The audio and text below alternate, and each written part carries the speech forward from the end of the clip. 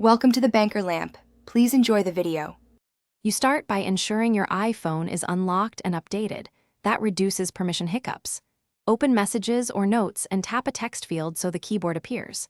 Once the keyboard is visible, find the microphone icon beside the spacebar. If you don't see it, make sure iPhone keyboard is enabled in Settings. Tap the microphone to begin dictation. This is the first actionable step.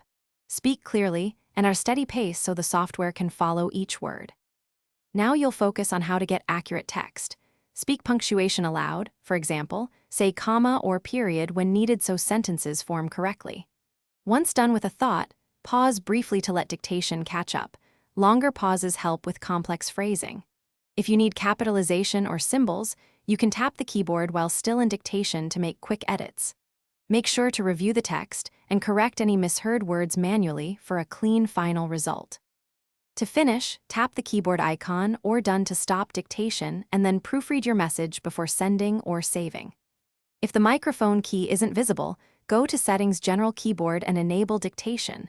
Make sure Siri and microphone permissions are allowed.